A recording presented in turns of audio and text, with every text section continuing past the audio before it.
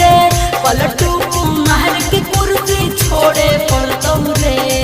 अकेला नु जादो डर लगता तेजस्वी न डर लगे त की करतौ बोल।